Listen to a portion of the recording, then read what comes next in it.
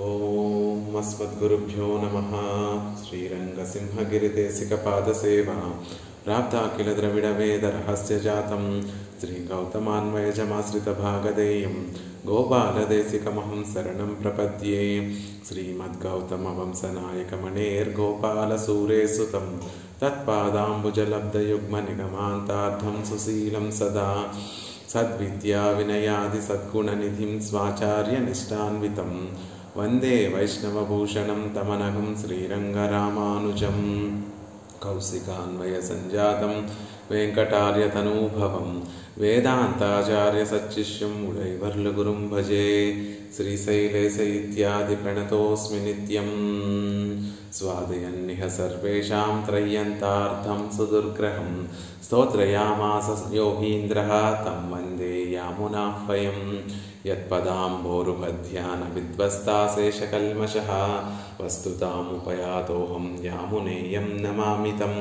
నమో నమో యామునాయ యామునాయ నమో నమః. నమో నమో యామునాయ యామునాయ నమో నమః.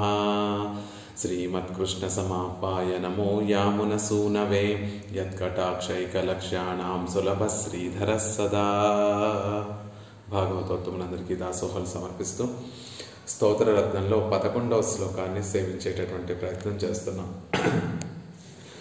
మనం ఎలా నడుచుకోవాలి, మన జీవితాన్ని పొందిన తర్వాత, ఈ జన్మను పొందిన తర్వాత మనకి సానుకూలంగా ఉండేటటువంటి విషయములు తత్వహిత పురుషార్థములు అనేటటువంటి 3 కూడా చక్కగా వాటి యొక్క యథార్థమైనటువంటి జ్ఞానాన్ని సంపాదించి వాటి 3టిని కూడా మనం తెలుసుకొని వాటి ద్వారా మన జీవితాన్ని సఫలం చేసుకునేటటువంటి ప్రయత్నం చేస్తూ ఉండాలి. మానవ జన్మ లభించినందుకు తత్వహిత పురుషార్థాలను చక్కగా తెలుసుకొని వాటిని పొందేటటువంటి ప్రయత్నం, వాటిని తెలుసుకొని జీవితాన్ని సఫలం చేసుకునేటటువంటి ప్రయత్నం చేస్తూ ఉండాలి. కానీ ఆ తత్వహిత పురుషార్థాలన్నీ కూడా ఎక్కడ చెప్పబడ్డాయండి అంటే వేదంలో చెప్పబడ్డాయి. వేదాంతాలలో చెప్పబడినటువంటి ఆ గహనమైనటువంటి అర్థాలను, గంభీరమైనటువంటి అర్థాలను మనం మన శక్తితోటి, మన జ్ఞానంతో తెలుసుకోగలమా అంటే అది అసాధ్యమనే చెప్పాలి. అలాంటి గంభీరమైనటువంటి ఆ వేదాంతముల్లో ఉండేటటువంటి ఆ తత్వాన్ని, ఆ విషయాలన్నిటినీ కూడా అతి సులభంగా నిత్యము కూడా మనం సేవించుకునేటట్టుగా, వాటిని సేవించి వాటిలో ఉన్నటువంటి విషయాలన్నిటి కూడా సుస్పష్టంగా మనందరికీ కూడా తెలియచేయడానికి మన పూర్వాచార్యులు ఎంతో కృషి చేసి ఆ వేదాంతముల్లో ఉండేటటువంటి ఆ గహనమైనటువంటి విషయాలన్నింటినీ కూడా చక్కగా స్తోత్రవాన్మయంగా మనకి అందించారు. వారు అందించినటువంటి ఆ స్తోత్రములలో ఒక్కొక్క శ్లోకము కూడా ఆ వేదాంతాలలో ఉన్నటువంటి ఆ గంభీరమైనటువంటి అర్థాలను తేలిగ్గా మనకి అర్థమయ్యేటట్టుగా అనుగ్రహించినటువంటి విషయములే. వారు ఇదంతా కూడా ఎందుకు అనుగ్రహించారు అంటే పరమ ఉదారులు కాబట్టి. ఆ వేదాంతాలలో ఉన్నటువంటి అర్థము కేవలము పండితులకే పరిమితం అవ్వకూడదు. సామాన్యమైనటువంటి మనలాంటి వారందరికీ కూడా అది చేరి ఆ విషయాలను మనం చక్కగా సుస్పష్టంగా తెలుసుకొని తద్వారా మన జీవితాన్ని సఫలం చేసుకోవాలి అనేటటువంటి ఒక చక్కటి ఉద్దేశంతో, ఔదార్యంతో కూడినటువంటి ఉద్దేశంతో పరమ ఉపకారం చేసినటువంటి మహనీయులు మన పూర్వాచార్యులందరూ కూడా. అలా స్తోత్ర రూపంలో వేదాంతాలలో ఉన్నటువంటి విషయాన్ని అందించడము అనేటటువంటి ఒక ప్రాసెస్లో మొట్టమొదట స్తోత్రాన్ని అందించినటువంటి వారు యామునాచార్యులు వారు. అంతేకాకుండా వారు అందించినటువంటి ఈ స్తోత్రము శిరోభూషణంగా ఉన్నటువంటి శ్రీ విశిష్టాద్వైత సంప్రదాయంలో ఉన్నటువంటి ఆ స్తోత్రాలన్నిటిలో కూడా గొప్ప రత్నంగా భావించేటటువంటి గొప్ప వైభవం కలిగినటువంటిది ఈ స్తోత్రం. అందులో స్వాభావిక అనవధిక అతిశయ ఈసితృత్వం నారాయణ త్వయి నమృష్యతి వైదిక కః బ్రహ్మా శివస్సతమక పరమస్వరాడితి ఏదేపి యస్య మహిమార్ణవ విప్రుషస్తే. లోకంలో అనేక మంది వేదాన్ని సరిగ్గా అర్థం చేసుకున్నటువంటి వారందరూ కూడా లోకంలో కొంతమంది చతుర్ముఖ బ్రహ్మ పరాత్పరుడని, రుద్రుడు పరాత్పరుడని, ఇంద్రుడు పరాత్పరుడని, అది కాదండి ఈ ఆత్మ ఏదైతే ఉందో అదే పరాత్పరుడు అనేటటువంటిది ఈ రుద్రుడికి సంబంధించినటువంటి కుటుంబ సభ్యులైనటువంటి శక్తి, లేకపోతే షణ్ముఖుడని, వినాయకుడని వారందరూ కూడా పరాత్పరులని వారిని పూజిస్తూ ఉంటారు. కాదు, వారందరూ కూడా ఏదేపి యస్య మహిమార్ణవ విపురుషస్తే, నీ మహిమ అనేటటువంటి అర్ణవంలో, ఒక సముద్రంలో వారందరూ కూడా చిన్న నీటి తుంపరులే కదా. వారికి ఉన్నటువంటి వైభవము, వారికి ఉన్నటువంటి ఐశ్వర్యం అంతా కూడా నీకుండేటటువంటి ఐశ్వర్యంలో, నీకుండేటటువంటి గొప్పతనంలో నీకుండేటటువంటి ఆ మహత్తంతా కూడా పెద్ద సముద్రం వంటిదైతే, వారి వైభవము, వారి మహత్తు అంతా కూడా ఆ సముద్రంలో నీటి తుంపర వంటిదే కదా అని తెలియచేస్తూ ఆ పరమాత్మ యొక్క పరత్వాన్ని తెలియచేస్తున్నారు. ఎవరా పరాత్పరుడు అంటే నారాయణ అయి నమృష్యతి వైదిక. ఎలాంటి నారాయణుడు? స్వాభావిక అనవధిక అతిశయ ఈశితృత్వం కలిగినటువంటి నారాయణుడు. ఇప్పుడు ఎవరైతే చెప్పుకున్నామో బ్రహ్మ, రుద్ర, ఇంద్రాదులందరికీ కూడా ఈశితృత్వం ఉంది, అంటే నియమనం చేసేటటువంటి అధికారం ఉంది. కానీ వారికి ఉండేటటువంటి ఆ ఈశితృత్వం, నియమనం చేసేటటువంటి ఆ గుణం ఏదైతే ఉందో అది కర్మవశంగా వారికి వచ్చినటువంటి గుణం. ఈ లోకంలో చతుర్ముఖ బ్రహ్మ స్థానం, అవన్నీ కూడా పొజిషన్, స్థానములు. చతుర్ముఖ బ్రహ్మ పదవి, రుద్ర పదవి, ఇంద్ర పదవులు, ఇవన్నీ కూడా పదవులు.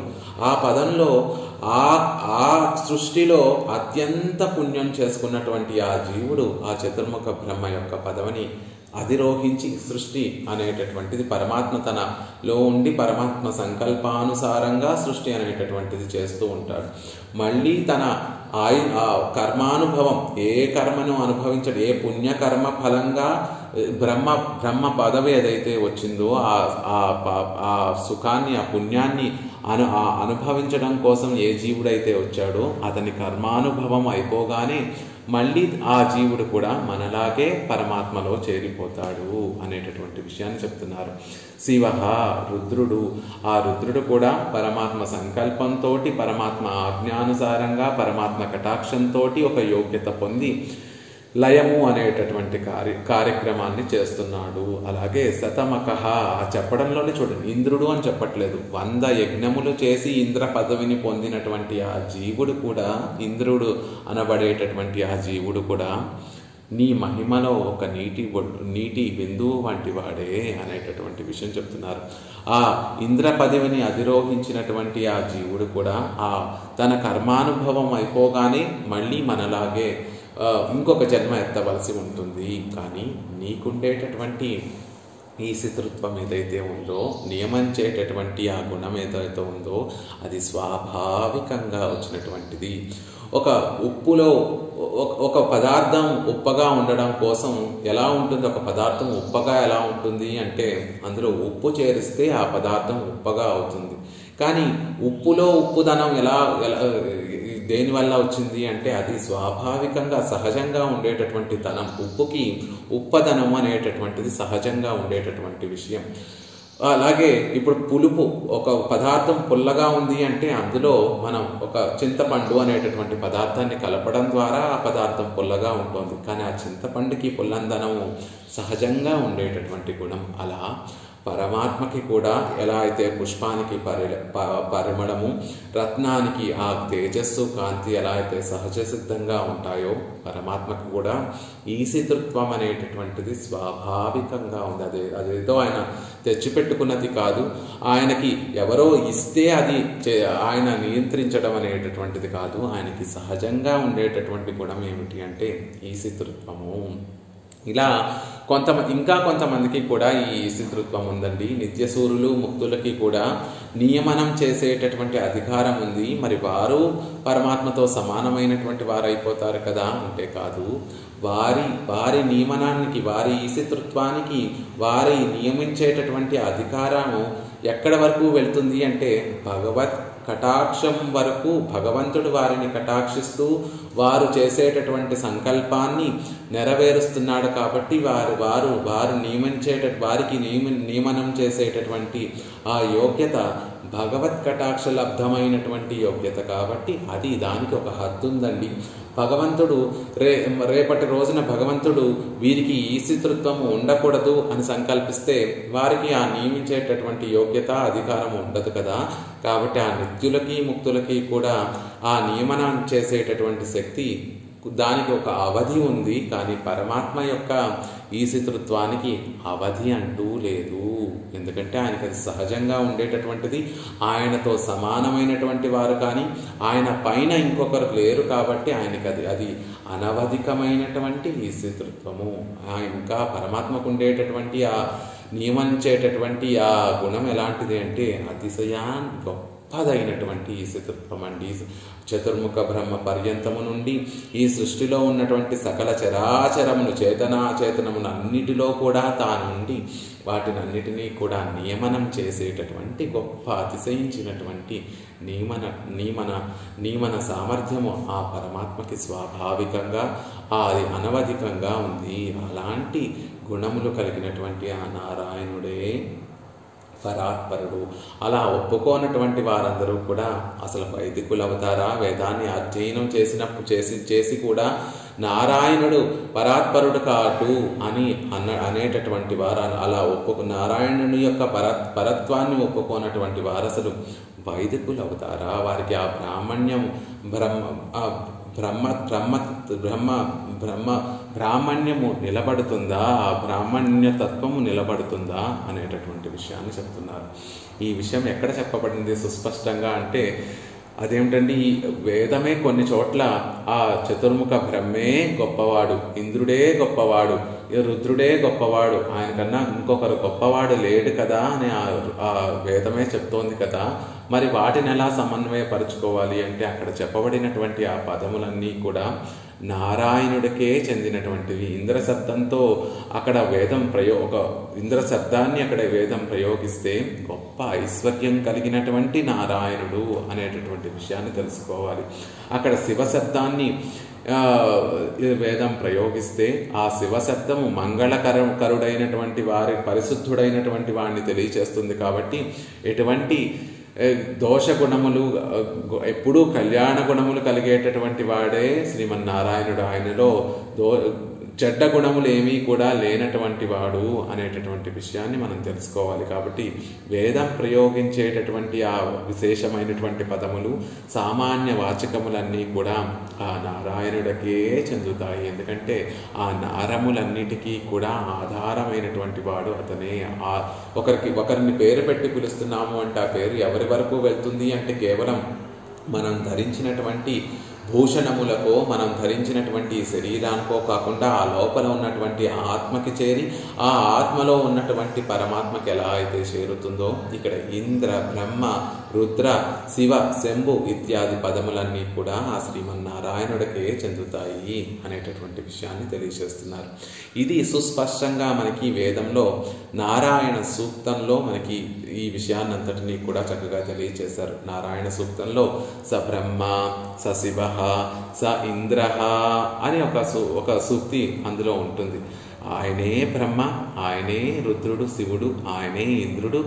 స బ్రహ్మ స శివ సేంద్ర సోక్షర పరమస్వరాట్, సోక్షర పరమస అక్షర పరమస్వరాట్, ఆయనే ముక్త పురుషుడు, నిత్య సూర్యులు కూడా ఆయనే అనేటటువంటి ఒక వాక్యము ఆ నారాయణ అనువాకము అనేటటువంటి అనువాకంలో వస్తుంది. అక్కడ అర్థం ఏమిటి అంటే ఆ పురుషోత్తముడే బ్రహ్మకు కూడా అంతర్యామిగా ఉంటున్నాడు. ఆ పురుషోత్తముడే సర్వేశ్వరుడైనటువంటి ఆ శ్రీమన్నారాయణుడే రుద్రుడికి కూడా అంతర్యామిగా ఉంటున్నాడు. ఆ సర్వేశ్వరుడే ఇంద్రుడికి స ఇంద్ర, ఆ ఇంద్రుడికి కూడా అంతర్యామిగా ఉంటున్నాడు. అంతేకాకుండా స అక్షర పరమస్వరాట్, పరమస్వరాట్ అని చెప్పబడేటటువంటి ఆ ముక్త పురుషుడు ముక్తులు నిత్యులు ఎవరైతే ఉన్నారో వారికి కూడా అంతర్యామిగా పరమాత్మే ఉన్నాడు. అక్కడ అక్షర అని చెప్పడం వల్ల జ్ఞాన సంకోచము లేనటువంటి వారు, స్వరాట్ అని చెప్పడం వల్ల స్వతంత్రులు, కర్మకి వశ్యం కాకుండా ఉండేటటువంటి ఆ స్వతంత్రులైనటువంటి ముక్త పురుషులకు నిత్యులకి కూడా పరమాత్మే అంతర్యామిగా ఉంటున్నాడు అనేటటువంటి విషయాన్ని నారాయణ అనువాకం, నారాయణ సూక్తంలో ఉన్నటువంటి ఒక వాక్యము మనకి తెలియచేస్తుంది అంటున్నారు. ఆ వాక్యాన్ని ఆధారంగా చేసుకొని ఆ నారాయణ అనువాకంలో ఉన్నటువంటి ఆ తత్వాన్ని ఇక్కడ మళ్ళీ మనకి యామునాచార్యుల వారు ఈ శ్లోకంలో మనకి అనుగ్రహించారు. ఈ విషయాన్నే మనకి నమ్మాళ్వార్లు కూడా చెప్తారు. అవనే అవనుం అవనుం అవనుం అవనే మత్తెల్లాముం అరిందనమే. అవనే ఆయనే అంటే ఆ శ్రీ పురుషోత్తముడే, ఆ శ్రీయప్పతే. అవనుం బ్రహ్మ కూడా, అవనుం అవనుం రుద్రుడు కూడా ఆయనే. అవనే మత్తెల్లాముం అరిందనమే. ఆయనే బ్రహ్మ, ఆయనే రుద్రుడు, ఆయనే ఇంద్రుడు. వీరి ముగ్గురికి కూడా అంతర్యామిగా ఉండేటటువంటి వాడు ఆ శ్రీమన్నారాయణుడు. శ్రీయప్పతే మత్తెల్లాము అవనే. మిగిలిన అంతా కూడా ఈ సృష్టిలో ఉన్నటువంటి చరములు, చేతనములు, అచేతనములు అని చెప్పబడేటటువంటి అన్నిటికీ కూడా ఆయన లోపల అంతర్యామిగా ఉన్నాడు కాబట్టే అవన్నీ కూడా ఉనికి కలిగి ఉంటున్నాయి. అలా ఉన్నాడు కాబట్టి అలా మత్తెల్లాము అవనే. ఈ లోకంలో ఉన్నటువంటి చేతన అచేతనములన్నీ కూడా ఆయనే అంతర్యామిగా ఉన్నాడు అని తెలుసుకోండి అని ఆళ్వార్లు కూడా మనకి చెప్తారు. ఎలా అయితే ఈ సూత్రము, ఈ వాక్యము స బ్రహ్మ, స ఇంద్ర, స శివ, స ఇంద్ర, స పరమస్వరాట్ అని ఎలా అయితే చెప్పిందో అదే పంక్తిలో అవనే అవనం, అవనం అవనం, అవనే మత్తల్లాముం అరిందనమే అని ఆళ్వార్లు కూడా ఈ వాక్యాన్ని, ఈ అనువాకంలో ఉన్నటువంటి వాక్యాన్ని అనుసరించే ఆళ్వార్లు కూడా ఆ పాసురాన్ని మనకు అనుగ్రహించారు. అలా అన్ని జీవులకి సృష్టిలో ఉద్భవించినటువంటి అన్నిటికీ కూడా ఆయనే అంతర్యామిగా ఉంటున్నాడు అనేటటువంటి విషయాన్ని చెప్తున్నారు. ఈ వాక్యాన్ని కొంచెం విశదంగా మనం పరిశీలిస్తే స బ్రహ్మ, ఆయనే జగత్ సృష్టిని చేసేటటువంటి వాడు అని ప్రసిద్ధి పొందినటువంటి ఆ బ్రహ్మ కూడా అతనే అనడంలో ఆయనకి అంతర్యామిగా ఆయన ఉండడం వల్ల, ఆ చతుర్ముఖ బ్రహ్మకి అంతర్యామిగా పరమాత్మ ఉండడం వల్ల ఉనికిని పొందినటువంటి వాడయి, సర్వేశ్వరుడు బ్రహ్మకి అంతర్యామిగా ఉండడం వల్ల ఈ జగత్ సృష్టిని చేయగలుగుతున్నాడు. మనకి ఒక శక్తి సామర్థ్యము కలిగింది, ఒక దృఢమైనటువంటి నమ్మకంతో మనం ఒక పనిని పూర్తి చేయగలుగుతున్నాం, దృఢమైనటువంటి విశ్వాసంతో మనం ఒక పనిని మనం అనుకున్నటువంటి పనిని సాధించగలుగుతున్నాము అంటే దానికి కారణం మనలో ఆయన ఉండి మనకి కావాల్సినటువంటి శక్తి సామర్థ్యాలన్నిటినీ కూడా ప్రసాదించేటటువంటి వాడు ఆ శ్రీమన్నారాయణుడు. అలా సబ్రహ్మ అని చెప్పడం ద్వారా ఆ చతుర్ముఖ బ్రహ్మ ఈ సృష్టి కార్యమంతా కూడా ఎలా చేయగలుగుతున్నాడు అంటే సర్వేశ్వరుడైనటువంటి ఆ శ్రీయప్పతి ఆ బ్రహ్మకు అంతర్యామిగా ఉండడం వల్లే తాను ఈ ఆ చతుర్ముఖ బ్రహ్మ జగత్ సృష్టినంతటిని కూడా చేయగలుగుతున్నాడు. అంటే ఆ పరమాత్మ అయినటువంటి ఆ నారాయణుడు ఒక చోట స్థిరంగా కూర్చొని చేయడానికి ఒక ఆసనంగా ఉండేటటువంటి వాడు ఆ బ్రహ్మ. ఆ బ్రహ్మ తన బ్రహ్మలోకంలో నిత్యము కూడా కూర్చొని 4 ముఖములతోటి 4 వేదాలను అధ్యయనం చేస్తూ ఉంటే ఈ సృష్టి అంతా కూడా జరుగుతూ ఉంటుంది. ఈ జీవులని తగినటువంటి కర్ణకలేబరాలు ప్రసాదించి ఈ సృష్టి అంతటిని కూడా చతుర్ముఖ బ్రహ్మ చేస్తున్నాడు. అంటే అలా ఒక చోట కూర్చొని జగత్ సృష్టి చేయడానికి ఒక ఆసనం వంటి వాడు ఆ చతుర్ముఖ బ్రహ్మ అంటారు. అలా ఈ బ్రహ్మను శరీరంగా కలిగి ఈ సృష్టినంతటినీ కూడా చేస్తున్నటువంటి వాడు సర్వేశ్వరుడు ఆ శ్రీమన్నారాయణుడే. ఎలా అయితే శరీరాన్ని తెలిపేటటువంటి పదములన్నీ కూడా ఆత్మని కూడా ఎలా అయితే బోధిస్తాయో అలా ఈ లోకంలో బ్రహ్మ అంటే కేవలం ఆ శరీరాన్ని ధరించినటువంటి చతుర్ముఖ బ్రహ్మ వరకే వెళ్ళదు ఆ పేరు. ఆ లోపల ఉన్నటువంటి ఆ శ్రీమన్నారాయణుడి వరకు ఆ పేరు ఆ నామము ఆ లోపల ఉన్నటువంటి విషయం వరకు వెళుతుంది. కాబట్టి ఆ చతుర్ముఖ బ్రహ్మలో ఉన్నటువంటి శ్రీమన్నారాయణుడిని కూడా బ్రహ్మ అని అంటాం. అలా సబ్రహ్మ అంటే మన హృదయ కమలంలో నివసించేటటువంటి ఆ నారాయణుడే బ్రహ్మను శరీరంగా కలిగినటువంటి వాడు అని అర్థం.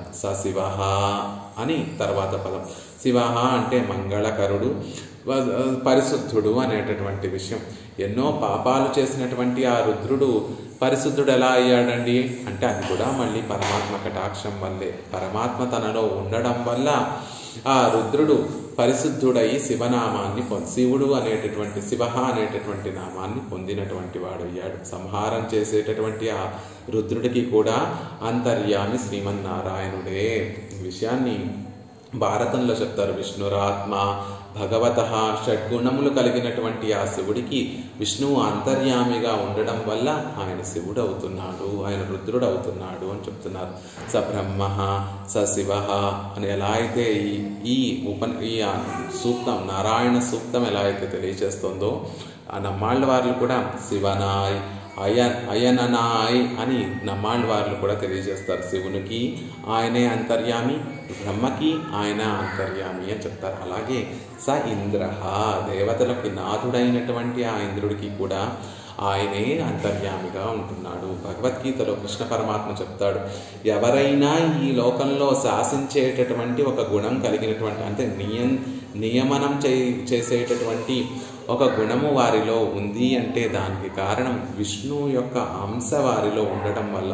ఈరోజు ఇంద్రుడే కాదు, ఈ లోకంలో ఉన్నటువంటి రాజులు చక్రవర్తులు కూడా ఈ రాజ్యాలను పరిపాలించగలుగుతున్నారు అంటే విష్ణువు యొక్క ఒక లేసమైనటువంటి అంశము, ఆ విష్ణువు యొక్క ప్రభావంలో అతి చిన్న అంశము వారిలో ఉండబట్టి వారు ఈ రాజ్యాలన్నిటినీ కూడా పరిపాలిస్తున్నారు అనేటటువంటి విషయాన్ని చెప్తారు. అలా ఇంద్రుడు దేవతలకి నాథుడైనటువంటి ఆ ఇంద్రుడు లోపల కూడా పరమాత్మే అంతర్యామిగా ఉంటున్నాడు అంటున్నారు.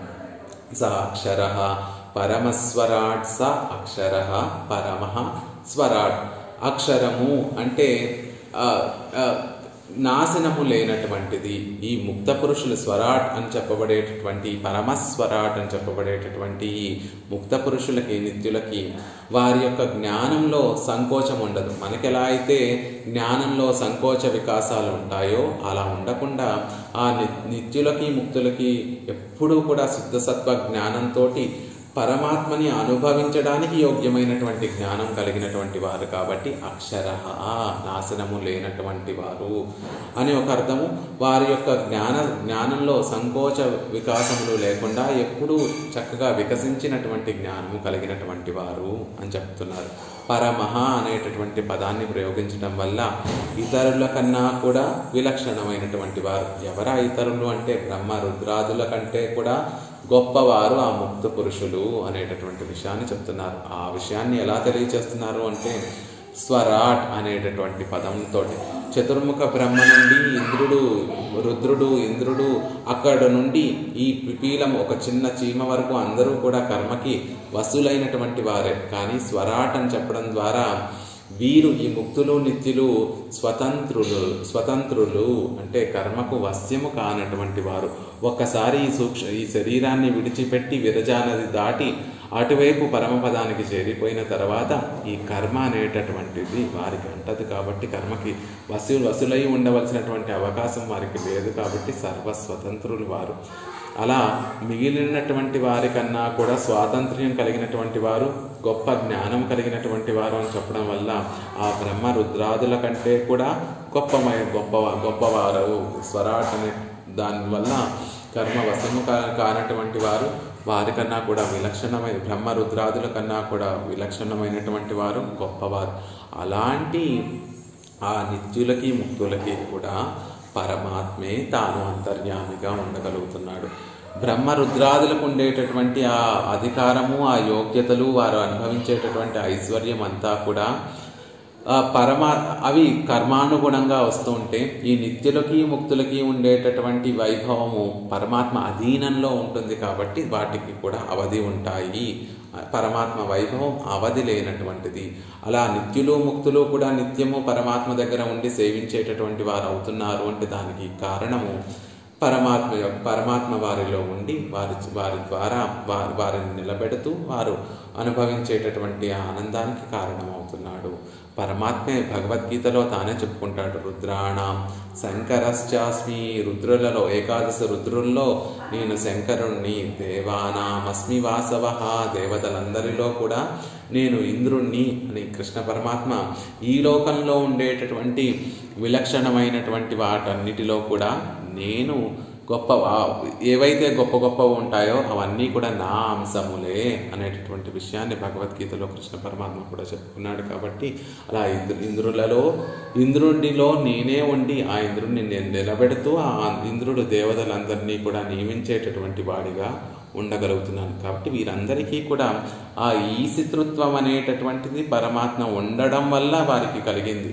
పరమాత్మ అనుగ్రహించడం వల్ల ఆ ఈశితృత్వం అనేటటువంటిది వారికి కలిగిందే తప్ప వారికి సహజంగా ఉండేటటువంటి గుణం కాదు ఆ ఈశితృత్వం అనేటటువంటిది. కానీ నారాయణుడికి స్వాభావికంగా ఉండేటటువంటిది, అవధి లేనటువంటిది, గొప్ప అతిశయం కలిగినటువంటి ఈశితృత్వము అంటారు. కొంతమంది ఈ వేదవాక్యాన్ని స బ్రహ్మ స శివ స ఇంద్ర స అక్షర పరమస్వరాట్ అనేటటువంటి దానికి నారాయణుడు ఇలా చెప్పడం ద్వారా అందరూ ఒకటే అనండి, బ్రహ్మ ఒకటే, శివుడు ఒకటే, ఇంద్రుడు ఒక్కడే, అక్షరము అని చెప్పవచ్చు, అక్షర పరమస్వరాట్ అని చెప్పేటటువంటి ఆ ముక్తులు నిత్యులు అందరూ కూడా సమానమే అండి, నారాయణుడితో సమానమైనటువంటి వారు అని చెప్తూ ఉంటారు. కాదండి, అలా అర్థం చేసుకోకూడదు. అలా ఎలా అందరికీ సామ్యాన్ని చెప్పగలము? ఇంకొక చోట వేదంలో ఇంకొక చోటే ఒక చక్కటి విషయాన్ని చెప్తారు. నారాయణాత్ బ్రహ్మ జాయతే, నారాయణాత్ రుద్రో జాయతే, నారాయణాత్ ఇంద్రో జాయతే. నారాయణుని నుండే బ్రహ్మ జన్మిస్తున్నాడు, నారాయణుని వల్లే రుద్రుడు పుడుతున్నాడు, నారాయణుడి వల్లే ఇంద్రుడు జన్మిస్తున్నాడు అని చెప్పడం ద్వారా ఎవరు ఒక కారణాన్ని ఒకరు ఈ లోకంలో పుట్టడానికి కారణం అవుతున్నాడో అతను పుట్టినటువంటి వాడు ఎలా సమానం అవుతాడు? నేను నా తండ్రి ఇద్దరం ఒక్కరమే అని ఎలా అనగలుగుతున్నావు? నా తండ్రి వేరు, తండ్రి నుండి నేను ఈ లోకంలోకి వచ్చాను కాబట్టి తండ్రి వేరు, నేను వేరు. నేను తండ్రిని అవ్వగలను, మళ్ళీ నాకు పిల్లలు జన్మిస్తే నేను తండ్రిని అవ్వగలను, అంతే తప్ప నేను నా తండ్రి ఒక్కరమే ఎలా అవ్వగలము? అంతేకాకుండా బిడ్డల కన్నా కూడా తండ్రి ఎల్లప్పుడూ సహజంగా గొప్పవాడవుతాడు. కాబట్టి ఈ బ్రహ్మ రుద్రుడు ఇంద్రుడు పరమాత్మ నుండే వస్తున్నారు కాబట్టి పరమాత్మతో సమానమైనటువంటి వారు కాలేరు. వీరు కూడా మళ్ళీ వీరి కర్మానుభవం అయిపోతే మళ్ళీ ఆ ప్రళయంలో నామరూపాలు నశించిపోయి పరమాత్మలో ఒక మూలన చేరిపోవలసినటువంటి జీవులే. అదే చెప్తుంది మళ్ళీ వేదం. ఏకోహ వై నారాయణ ఆసీత్ నా బ్రహ్మ నా ఈశాన. ఆ ప్రళయ జలాలతో ఈ లోకాలన్నీ కూడా సమసిపోయినటువంటి ఆ సందర్భంలో ఏకోహ వై నారాయణ ఆసీత్, ఆ నారాయణుడు ఒక్కడే ఈ లోకంలో ఉన్నాడండి. నా బ్రహ్మ నా ఈశాన. చతుర్ముఖ బ్రహ్మ లేడు, రుద్రుడు ఇంద్రుడు కూడా ఆ సమయంలో లేడు. కేవలం గొప్పగా ప్రకాశించేటటువంటి ఆ నారాయణుడు మాత్రమే ఆ ప్రళయ జలాల మీద ఒక చిన్న మర్యాకు మీద వటపత్ర సాయిగా శయనించి ఆ నారాయణుడు ఒక్కడే ఉన్నాడు అనేటటువంటివి ఉపనిషత్ వాక్యాలు తెలియచేస్తాయి. కాబట్టి వారు ముగ్గురు ఎలా సమానం అవుతారు? మిగిలినటువంటి వారందరినీ కూడా రక్షిస్తున్నటువంటి వాడు ఎప్పుడు కూడా గొప్పవాడవుతారు. కాబట్టి ఈ బ్రహ్మ రుద్రు ఇంద్ర ముక్త పురుషులు నిత్యులు కూడా పరమాత్మతో సమానమైనటువంటి వారు కాదు అని చెప్తారు. వారికి కలిగినటువంటి ఆ ఈశితృత్వం నియమించేటటువంటి ఆ శక్తి సామర్థ్యాలు ఏవైతే ఉన్నాయో, లేకపోతే వారు అనుభవించేటటువంటి ఐశ్వర్యం అంటే విభవము. వారు ఒకరిని నియమించగలిగటం ఒక ఐశ్వర్యమే. వారి కింద ఉన్నటువంటి వారందరినీ కూడా నియమనం చేసి వారిని తన సొత్తుగా కలిగి ఉండటం ఐశ్వర్యం. కానీ రుద్రుడికి ఇంద్రుడికి చతుర్ముఖ బ్రహ్మకి ఉన్నటువంటి ఆ ఐశ్వర్యము దుఃఖమిళితమైనటువంటిది, దుఃఖంతో కూడినటువంటి ఐశ్వర్యము అని చెప్తారు. మనకి పెరియవాచాన్ పిళ్ళై వ్యాఖ్యానంలో వస్తుంది. కర్మానుభవం వల్ల వచ్చినటువంటి ఈ శత్రుత్వము, దుఃఖ మిశ్రమమైనటువంటి ఈ శత్రుత్వము. బ్రహ్మ ఈ నిత్యము కూడా వేదాలను అధ్యయనం చేస్తూ సృష్టి చేసేటటువంటి సందర్భంలో ఒకానొక సమయంలో ఆ వేదాలను కోల్పోయినటువంటి సమయంలో దుఃఖాన్ని అనుభవించేటటువంటి వాడే. వేదాలు మధుకైతబులు వచ్చి వేదాలను అపహరించేసినటువంటి సందర్భంలో దుఃఖపడుతున్నటువంటి ఆ బ్రహ్మ మళ్ళీ తనను రక్షించమని ఆ సర్వేశ్వరుడైనటువంటి శ్రీయపతిని ప్రార్థిస్తాడు. తన నేత్రాలు స్వామి, నా నేత్రాలను కోల్పోయాను, ధనాన్ని కోల్పోయాను అంటే వేదాలని కోల్పోవటం ఎలా ఉంది అంటే ఆ బ్రహ్మకి అంటే జ్ఞానం, నేత్రాలను కోల్పోయాను అంటే నాకు ఏమీ తెలియడం లేదు, ఎలా సృష్టించాలో తెలియడం లేదు, నేను నా జ్ఞానాన్ని కోల్పోయాను. నువ్వు నాకు ఇచ్చినటువంటి ధనం ఏదైతే వేద అధ్యయనం చేస్తూ సృష్టి చేయమని నువ్వు నాకు అనుగ్రహించావే, ఆ ధనాన్నంతటినీ కోల్పోయాను అని ఆ శ్రీమన్నారాయణుడి దగ్గర కన్నీరు విడుస్తూ ఆక్రందిస్తూ ఉంటే ఆ వేదాలన్నిటినీ కూడా మళ్ళీ సంరక్షించి పరమాత్మ ఆ రాక్షసుల్ని సంహరించి మళ్ళీ వేదాలన్నిటినీ కూడా తిరిగి వాటిని రక్షించి మళ్ళీ బ్రహ్మకి అనుగ్రహిస్తాడు ఆ శ్రీమన్నారాయణుడు. అలా తాము కష్టాన్ని అనుభవిస్తూ కష్టకాలంలో కష్టాలను అనుభవిస్తూ ఉంటే ఎవరినైతే రక్షించమని ప్రార్థించామో వారు రక్షించినటువంటి వారు ప్రార్థించినటువంటి వారు ఎలా సమానమైనటువంటి వారు అవుతారు? లౌకికంగా మనం చూసినా కూడా ఆ రక్షించమని ప్రార్థించినటువంటి వారు రక్షించినటువంటి వారి కన్నా కూడా తక్కువ వారే కదా అని చెప్తున్నారు. అలాగే రుద్రుడు కూడా ఒకానొక సందర్భంలో భస్మాసురుడు అనేటటువంటి రాక్షసుడికి ఇవ్వకూడనటువంటి వరాన్ని ప్రసాదించి ఆ భస్మాసురుడి వల్ల తనకే ఆపద ఎదురైతే మళ్ళీ ఆ పరంధాముడైనటువంటి శ్రీమన్నారాయణుడి పాదాల మీద పడి రక్షించమని ప్రార్థిస్తే ఆ భస్మాసురుడిని సంహరించి రుద్రుణ్ణి కాపాడినటువంటి వాడు ఆ శ్రీమన్నారాయణుడే కదా. అలాగే ఇంద్రుడు, రావణ, మహాబలి, నరకాసురుడు ఇతర రాక్షసుల వల్ల బాధలు పడుతున్నటువంటి ఇంద్రుణ్ణి కూడా సంరక్షించినటువంటిది ఆ పరంధాముడు శ్రీయప్పతే కదా. అలా రక్షించినటువంటి వాడు రక్షింపబడినటువంటి వారి కన్నా కూడా గొప్పవారే కదా. ఎలా వారందరూ కూడా సమానమని చెప్తాము అని అంటున్నారు. రక్షింపబడినటువంటి వారు రక్షించినటువంటి వారు ఎప్పుడూ కూడా సమానమవరు. ఎవరైతే మన అందరిని రక్షిస్తున్నాడో అతను గొప్పవాడు కదా, పరాత్పరుడు కదా అంటున్నారు. ఈ రుద్ర, ఇంద్ర, బ్రహ్మాదులకి వారు అనుభవించేటటువంటి ఆ వైభవం ఏదైతే ఉందో అది కర్మ వల్ల కలిగినటువంటి వైభవము. ఈ విషయాన్ని వారే చెప్పుకుంటారు. మహాదేవ సర్వమేధే మహాత్మా హుత్వాత్మాసం దేవదేవో బభూవ. రుద్రుడు మహాత్ముడైనటువంటి ఆ సర్వేశ్వరుడు గురించి ఒక యాగం, సర్వమేధ యాగము అనేటటువంటి ఒక యాగం చేసి ఆ యాగంలో తనను తానే అర్పించుకున్నాడు. తన దేహాన్ని, తన జన్మను తానే అర్పించుకొని పరమాత్మ కటాక్షాన్ని పొంది దేవదేవుడు అవుతున్నాడు అని భారతంలో చెప్పబడింది. అంటే రుద్రుడికి ఆ గొప్పతనం, దేవదేవుడు గొప్పతనం, వైభవం ఎలా కలిగింది అంటే సర్వేశ్వరుణ్ణి ఆరాధించడం వల్ల సర్వేశ్వరుడి శ్రీయపతి అయినటువంటి ఆ నారాయణుడి యొక్క కటాక్షం వల్ల ఆ రుద్రుడికి ఆ వైభవం కలిగిందండి అంటారు. ఆ రుద్రుడే పుడుతున్నప్పుడే బ్రహ్మ సృజిస్తే రుద్రుడు పుడతాడు. ఆ రుద్రుడు పుట్టినప్పుడు అనపహత పాప్మావహం అని ఆ రుద్రుడే బ్రహ్మతో పలికినట్టుగా వేదాలు చెప్తాయి. ఆ వేదవాక్యానికి అర్థం ఏమిటంటే రుద్రుడు బ్రహ్మతో అంటున్నాడట, ఓ తండ్రి, నేను పాపాలు తీరనటువంటి వాడిగా ఉన్నాను. నేను పుట్టగానే ఇంకా నాలో పాపాలు కనిపిస్తున్నాయి, ఈ పాపాలు తీరనటువంటి వాడిగా ఉన్నాను అని ఆ రుద్రుడు బ్రహ్మతో చెప్పినట్టుగా ఉంటుంది. అలా పాపాలతోటి పుణ్యాలు అనుభవించేటటువంటి బ్రహ్మ, రుద్ర, ఇంద్రాదులు ఎక్కడ, ఇతరుల్ని వారి కర్మానుసారంగా సృజించేటటువంటి శ్రీమన్నారాయణుడు ఎక్కడ, ఆయనే పరాత్పరుడు కదా. మిగిలినటువంటి వారందరూ కూడా కర్మ వశంగా దుఃఖ మిశ్రితమైనటువంటి ఈశితృత్వాన్ని కలిగినటువంటి వారే తప్ప స్వాభావికంగా అనవధికంగా అతిశయించినటువంటి ఈశితృత్వాన్ని కలిగినటువంటి వారు కాదు అనేటటువంటి విషయాన్ని చెప్తారు. ఈ విషయం కేవలం వేదము, ఉపనిషత్తుల్లోనే కాకుండా ఇతిహాస పురాణాదులలో కూడా మనకి ఈ విషయాన్ని ఎంతో చక్కగా మనకి వేదాన్ని ఉపభ్రమణము చేసేటటువంటి ఇతిహాసాలలో కూడా ఈ విషయాన్ని తెలియజేస్తారు. హనుమ సీతాదేవిని వెతకడం కోసం లంకకు వెళ్ళిన తర్వాత ఆ సీతాదేవిని కనిపెట్టి సీతమ్మ తల్లికి ధైర్యాన్ని కలిగించి, రామచంద్రుడు నీ కోసం వస్తున్నాడు తల్లి అని ధైర్యాన్ని కలిగించిన తర్వాత సీతాదేవి యొక్క సందేశాన్ని రామచంద్రుడికి ఇవ్వవలసినటువంటి సందేశాన్ని తాను స్వీకరించిన తర్వాత, ఎలాగో ఇంత దూరం వచ్చాము కదా, రావణాసుడికి కొంచెం హితము చెప్దాము అనేటటువంటి భావన చేసి రావణాసుడితోటి ఒక శ్లోకాన్ని చెప్తాడు. హితోపదేశం చేసేటటువంటి సందర్భంలో హనుమ రావణాసురుడితోటి ఒక శ్లోకాన్ని చెప్తాడు.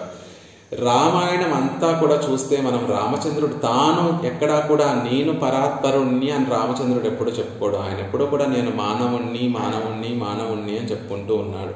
కానీ తన చుట్టూతా ఉన్నటువంటి వారందరూ కూడా ఆ రాముడిలో ఉన్నటువంటి పరతత్వాన్ని ప్రకటింపచేసినటువంటి వారే. లక్ష్మణస్వామి అయినా, భరతుడైనా, మండోదరి అయినా, హనుమైనా, వీరందరూ కూడా ఆ రామచంద్రుడిలో ఉన్నటువంటి పరత్వాన్ని మనకి తెలియచేసినటువంటి వారు. అలా హనుమ రావణాసుడికి హితోపదేశం చేస్తూ రామచంద్రుడిలో ఉండేటటువంటి పరత్వాన్ని, అంటే పరాత్పరుడు శ్రీమన్నారాయణుడే రామచంద్రుడు అనేటటువంటి విషయాన్ని స్ఫురింపచేసేటట్టుగా ఆ పరాత్పరుడు శ్రీమన్నారాయణుడు ఇంద్ర రుద్ర బ్రహ్మాదుల కంటే కూడా గొప్పవాడు అనేటటువంటి విషయాన్ని తెలియచేస్తూ ఒక చక్కటి శ్లోకాన్ని మనకి తెలియచేస్తారు. బ్రహ్మా స్వయంభుశ్చతురాననో వా రుద్రః త్రినేత్రః త్రిపురాంతకో వా ఇంద్రో మహేంద్రః సురనాయకో వా త్రాతుం న శక్తా యది రామవధ్యం. ఓ రావణాసుర, నువ్వు గొప్ప శక్తి కలిగినటువంటి వాడివి అనుకుంటున్నావు, కానీ నిన్ను మించినటువంటి శక్తి సామర్థ్యాలు కలిగినటువంటి వారందరూ కూడా ఈ లోకంలో ఉన్నారు. ఈ శ్లోకాన్ని ఎలా అన్వయం చేసుకోవాలి అంటే మొదటి పైనుంచి కిందకి కాకుండా కింద నుంచి పైకి వెళ్ళాలి. ముందు 3వ పాదంలో ఇంద్రో మహేంద్ర సురనాయకోవా, రావణ నువ్వే గొప్ప శక్తివంతుడివి, కానీ నీకన్నా గొప్ప శక్తివంతుడు ఇంద్రుడు. అలాంటి ఇంద్రుణ్ణి నువ్వు నీ దాసుడుగా చేసుకొని రోజు నీకు కైంకర్యం, నీకు దాస్యత్వాన్ని చేసేటటువంటి వాడిగా నీ చెప్పు చేతుల్లో ఆ ఇంద్రుణ్ణి పెట్టుకున్నావు.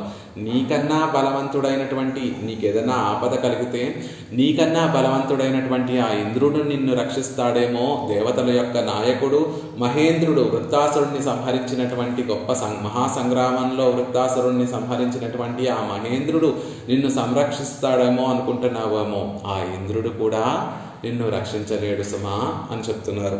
ఆ ఇంద్రుడి కన్నా పైన ఉండేటటువంటి వాడు రుద్ర త్రినేత్ర త్రిపురాంతకోవా. రుద్రుడు, త్రినేత్రుడు, త్రిపురాంతకములను కూడా సంహరించినటువంటి ఆ రుద్రుడు ఆ ఇంద్రుడి కన్నా కూడా గొప్పవాడు. ఆ రుద్రుణ్ణే నువ్వు నీ లంకకు కాపలాధారిగా ఉంచుకున్నావు.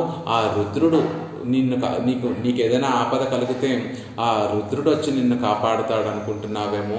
ఆ రుద్రుడు కూడా కాపాడలేడు సుమా అంటున్నారు. ఆ తర్వాత బ్రహ్మస్వయంభు చతురాననోవా.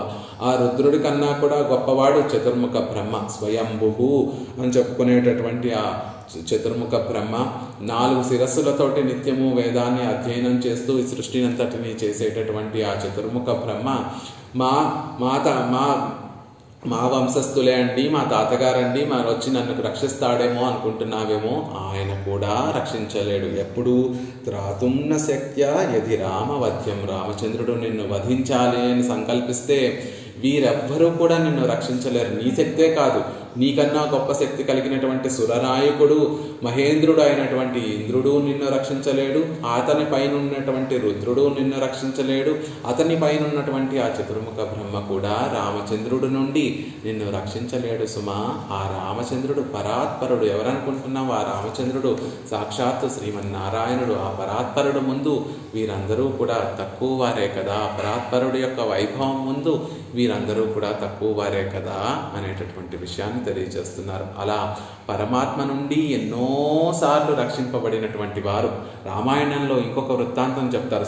శివధనుస్సు యొక్క వైభవాన్ని చెప్పేటటువంటి సందర్భంలో ఒకసారి శివుడికి రుద్రుడికి ఒకసారి విష్ణువుకి యుద్ధం ఏర్పడినప్పుడు ఆ రుద్రుడు తన శివధనస్సుతోటి విష్ణువు మీద యుద్ధానికి వస్తే ఆ శ్రీమన్నారాయణుడు తన విష్ణు చాపంతో ఒక హూంకారం గట్టిగా హదిలిస్తే, అంటే ఇంకా యుద్ధం ప్రారంభించలేదు, ఒక హూంకారం చేస్తేనే ఆ హూంకారానికి భయపడి రుద్రుడు వెనక్కి వెళ్ళిపోయాడు అనేటటువంటి వృత్తాంతము రామాయణంలో మనకి తెలియజేస్తారు. అంతేకాకుండా బాణాసుర సంగ్రామంలో కృష్ణుడు బాణాసురుడి మీద యుద్ధానికి వెళ్ళినప్పుడు ఆ బాణాసుడిని రక్షించేటటువంటి శివ పరివారం అంతా కూడా శివుడు ఆ బాణాసుడికి ఒక వరం ఇస్తాడు.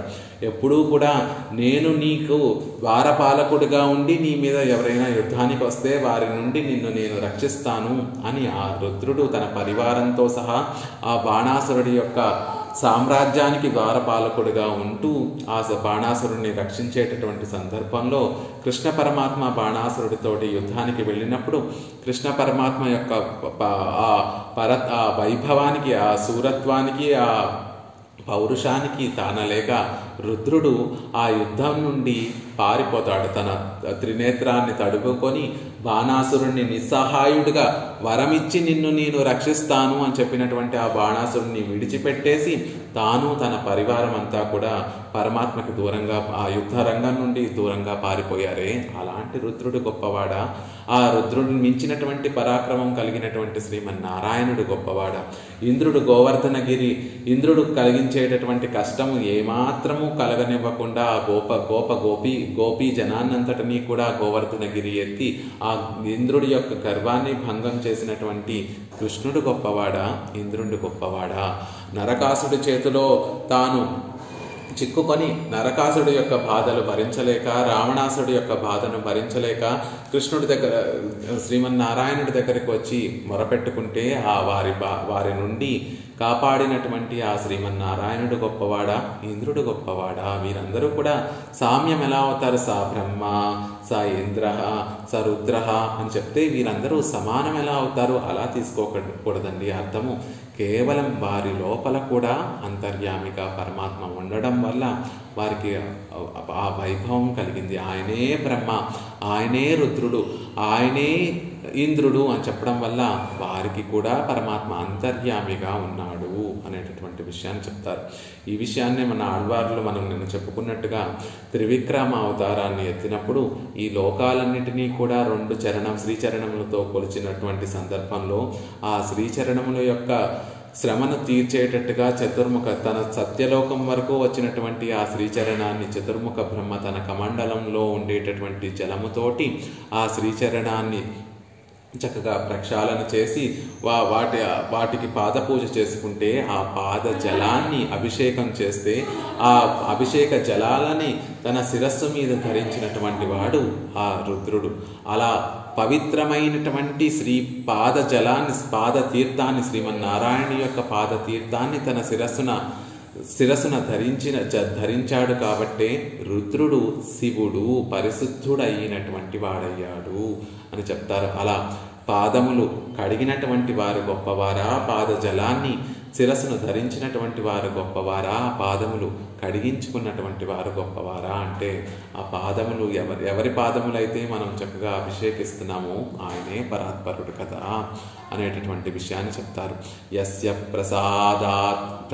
ప్రసాదాదహమచ్యుతస్య భూతః ప్రజా సృష్టి కరోంతకరీ క్రోధశ్చ రుద్రః. రుద్రుడు ఆ పరమాత్మ అచ్యుతుని యొక్క ప్రసాదం వల్లే, అనుగ్రహం వలనే బ్రహ్మ ఈ ప్రజాసృష్టి భూతః ప్రజాసృష్టి, చతుర్ముఖ బ్రహ్మ ఈ లోకాలన్నిటినీ కూడా సృష్టిస్తున్నాడు. రుద్రుడు ఈ లోకాలన్నిటినీ కూడా సంహరిస్తున్నాడు. అదంతా కూడా ఆ విష్ణువు యొక్క, అచ్యుతుడి యొక్క అనుగ్రహం వల్లే అని చెప్తారు. అలా అహం బ్రహ్మా చ విబుధా మునయశ్చ అమలాశయాః సర్వాత్మనా ప్రపన్నస్త్వాం. బ్రహ్మను, దేవతలను, రుద్రుణ్ణి, మిగిలినటువంటి సాత్వికులైనటువంటి మునులందరినీ కూడా నేనే రక్షిస్తున్నాను. వారందరూ నన్ను శరణు పొందుతున్నారు, నేను వారిని రక్షిస్తున్నారు అని చెప్తున్నారు. అలా స్తుతించేటటువంటి వారు గొప్పవారా? స్తోత్రం చేయించుకునేటటువంటి వారు గొప్పవారా? అంటే స్తోత్రం చేయించుకునేటటువంటి వారే గొప్పవారు కదా. దేవతలందరూ, రుద్రుడు, చతుర్ముఖ బ్రహ్మ, ఇంద్రుడు, మిగిలినటువంటి వారందరూ కూడా ఒక సందర్భంలో కానీ, నిత్యము సదా కానీ, ఒక్కొక్క సందర్భంలో ఆ పరమాత్మని స్తుతి చేసినటువంటి వారే. అలా వారి స్తుతులన్నిటినీ కూడా అందుకున్నటువంటి ఆ శ్రీమన్నారాయణుడు గొప్పవాడు కదా. ఎవరైతే శరణు పొందుతున్నారో, శరణు వేడుతున్నారో వారు గొప్పవారా? లేకపోతే శరణ్యుడు గొప్పవాడా? అంటే ఎవరి దగ్గరికి వెళ్ళి శరణాగతి చేస్తున్నారో శరణాగతి చేయించుకునేటటువంటి వాడు గొప్పవాడా? శరణాగతి చేస్తున్నటువంటి వాడు గొప్పవాడా? అంటే శరణాగతి చేయించుకునేటటువంటి శరణ్యుడే గొప్పవాడు కదా అని చెప్తున్నారు. అలా ఆ రుద్రుడికి, ఇంద్రుడికి, బ్రహ్మకి ఏకత ఎప్పుడు కూడా ఉండదండి. వారందరికన్నా కూడా నారాయణుడే పరాత్పరుడు. వారందరికన్నా కూడా నారాయణుడు విలక్షణమైనటువంటి వాడు. వారందరికన్నా కూడా ఆ నారాయణుడు గొప్పవాడు అనేటటువంటి విషయాన్ని తెలియజేస్తున్నారు. ఆ విషయమే స్వాభావిక అనవధిక అతిశయ ఈసితృత్వం నారాయణ త్వై నమృష్యతి వైదిక. మిగిలినటువంటి వారికి కర్మవశ్యంగా అవధి కలిగి ఉండి ఆ అతిశయించినటువంటి ఈసితృత్వం ఉంటుందండి. కానీ నారాయణుడికి అది స్వయంగా స్వాభావికంగా ఉండేటటువంటిది, ఎటువంటి అవధులు లేనటువంటిది, అతిశయించినటువంటి నియంతృత్వం ఆయనకుంది అనేటటువంటి విషయాన్ని చెప్తున్నారు. ఇంకా అలా మిగిలినటువంటి వారందరూ కూడా ఆయన యొక్క వైభవంలో ఒక చిన్న నీటి తుంపర, ఆయన వైభవము అనేటటువంటి సముద్రంలో చిన్న నీటి తుంపర వంటి వారే చెప్తున్నారు. బ్రహ్మ శివ ఇత్యాది బ్రహ్మ రుద్రర్గలోడే సప్రతిపన్న క్షేత్రజ్ఞనాన ఇంద్రనయం పారతంత్రమే స్వరూపమాన నిత్యముక్తరయం సమభివా వ్యవహరిక్కయ్యాలే అవర్గలుడయ అనీశ్వరత్వం సంప్రతిపన్నం. ఇక్కడ ఆళ్వందారులు ఎలా చెప్తున్నారు అంటే బ్రహ్మ శివ శతమక పరమస్వరాడితి అని అందరినీ కలిపి చెప్తున్నారు. నారాయణుడితో కలిపి చెప్పడం లేదు, మిగిలినటువంటి వారందరినీ కూడా కలిపి ఒక విషయంగా చెప్తున్నారు. అలా చెప్పడం వల్ల ఎవరినైతే గొప్ప చతుర్ముఖ బ్రహ్మ అనుకుంటున్నామో, రుద్రుడు అనుకుంటున్నామో, అలాగే సప్రతిపన్న క్షేత్రజ్ఞనాన బ్రహ్మచేత సూచింపబడినటువంటి ఇంద్రుడిని కూడా వారితో కలిపి చెప్పడం వల్ల పారతంత్రమే స్వరూపంగా కలిగినటువంటి నిత్యుల్ని ముక్తుల్ని కూడా వారితో సమానంగా కలిపి చెప్పడం వల్ల వారందరూ కూడా సమమైనటువంటి వారు. వారందరిలో కూడా ఈ ఈశితృత్వం అనేటటువంటిది అనవధికంగా లేదు, స్వాభావికంగా లేదు. వారందరికీ కర్మానుగుణంగా వచ్చినదో లేకపోతే పరమాత్మ యొక్క కటాక్షం వల్ల వచ్చినదో అవధి కలిగినటువంటి ఈశితృత్వం కలిగినటువంటి వారు. అలా అందరినీ ఒక చోట ఒక సమానంగా చెప్పడం వల్ల, అందరినీ కలిపి సమానంగా చెప్పడం వల్ల వారందరూ కూడా పరమాత్మ వైభవం కంటే కూడా తక్కువ వైభవం కలిగినటువంటి వారు. వారందరూ జీవుల కిందే లెక్కింపబడతారు. కొన్ని జీవుల మీద పరమాత్మ కటాక్షం ఎక్కువ పడి వారి పుణ్యం ఎక్కువగా కలిగి ఉండటం వల్ల వారి చతుర్ముఖ బ్రహ్మస్థానాన్ని అధిరోహించినటువంటి వారు. ఒకరు రుద్రుడిగా ఈ కల్పంలో, ఈ సృష్టిలో రుద్రుడిగా నియమింపబడినటువంటి వారు, ఒకరు ఇంద్రుడిగా నియమింపబడినటువంటి వారు. కొంతమంది పరమాత్మ కటాక్షాన్ని పొంది ఈ లోకం నుండి బయటికి వచ్చినటువంటి వారు అనేటటువంటి విషయాన్ని తెలియాలి. ఈ సంసారం నుండి విడుదలయ్యి పరమాత్మను చేరి పరమాత్మకు నిత్య కైంకర్యం చేస్తున్నటువంటి వారు కొంతమంది పరమాత్మ నిత్య సంకల్పానికి అనుగుణంగా పరమాత్మతోనే ఎప్పుడూ ఉండి పరమాత్మకి ఆనందం కలిగించేటటువంటి వారు. వీరందరూ కూడా ఇలా ఉండడానికి కారణం ఆ పరమాత్మ యొక్క సంకల్పమే. ఏదేపి లోకత్రిలే ఈశ్వరదయా ప్రసిద్ధరాన ఇవర్కు శేషభూతరాగ సంప్రతిపన్నరా ఇవర్గళం. అలాగే ఏదేపి అని చెప్పడంలా వీరందరూ లోకంలో ఈశ్వరులుగా ప్రసిద్ధమైనటువంటి ఇవర్గళుకు ఇవర్గళుకు శేషభూతరాగ ప్రతిపన్నరాన ఇవర్గళం అని. ఈ లోకంలో మామూలుగా రుద్రుణ్ణి గొప్పవాడు అనుకుంటాము, ఇంద్రుణ్ణి గొప్పవాడిగా అనుకుంటాము, చతుర్ముఖ బ్రహ్మని గొప్పవారిగా అనుకుంటాం. వీరికి శేషభూతులుగా ఉండేటటువంటి ఇంకొంతమందిని కూడా ఈ లోకంలో గొప్పవారిగా అనుకుంటాం. రుద్రుడి యొక్క భార్య అయినటువంటి పార్వతీదేవిని గొప్పవారిగా అనుకుంటాం. రుద్రుడి యొక్క కుమారుడైనటువంటి షణ్ముఖుణ్ణి గొప్పవాడిగా అనుకుంటాము, వినాయకుడిని గొప్పవాడిగా అనుకుంటామే. వారందరూ కూడా యస్య మహిమార్ణవ విప్రుషస్తే. అసలు రుద్రుడే గొప్పవాడు కాదు, పరమాత్మ యొక్క వైభవంలో నీటి తుంపర వంటి వాడు, ఒక చిన్న బిందువు వంటి వాడు అని చెప్తుంటే ఆయనకి ఈ లోకంలో జీవులుగా ఉండేటటువంటి ఆయన పరివారం, ఆయన వల్ల గొప్పతనం కలిగినటువంటి తన పరివారం ఇంకెక్కడ గొప్పవారవుతారు?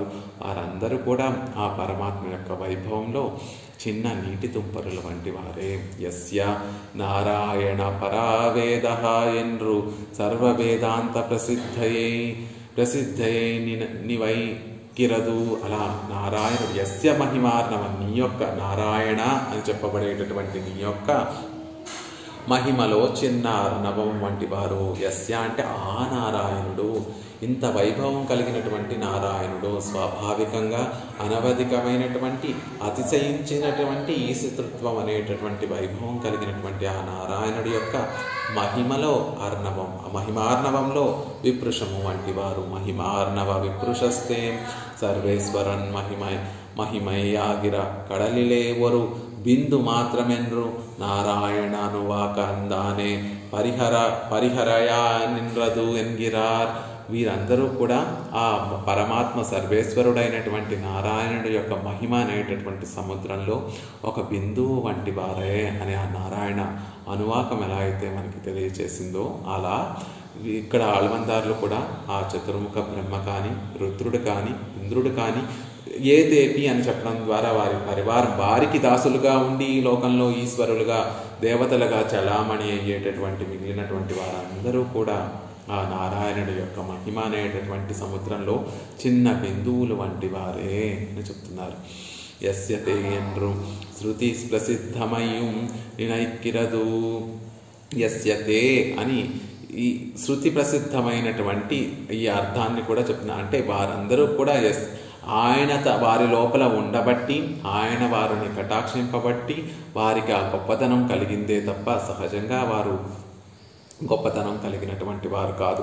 వారు కూడా మనలాంటి కర్మానుభవం అనుభవించేటటువంటి జీవులే తప్ప పరమాత్మ వంటి వారు కాదు. ఆత్మలకి, ఆత్మ వర్గానికి, ప్రకృతి తత్వానికి కూడా అందనటువంటి వాడు ఆ పరమాత్మ. రెండు వర్గాలకి కూడా, రెండు వర్గాల కంటే కూడా విలక్షణమైనటువంటి వాడు పరమాత్మ. కానీ దేవతలు ఎవరైతే ఉన్నారో, చతుర్ముఖ బ్రహ్మ పర్యంతము చిన్న చీమ వరకు ఎవరైతే ఉన్నారో, ఈ సృష్టి అంతా ఏదైతే జీవవర్గం ఏదైతే ఉన్నారో అదంతా కూడా ఆత్మవర్గంలోకి చేరిపోయేటటువంటి విషయం. ఆ ఆత్మలన్నిటికీ కూడా అంతర్యామిగా పరమాత్మ ఉండి వాటిని ఉనికి నిలబెట్టుతూ వారికి తన కటాక్షాన్ని వారి మీద ప్రసరింపచేసి వారు గొప్పవారిగా ఉండేటట్టుగా చేస్తున్నారు. తమకు ఈ వర్ధత్తిలుండాన సాక్షాత్కరత్తయ్యం అరులు చెయ్గిరార్ పరం.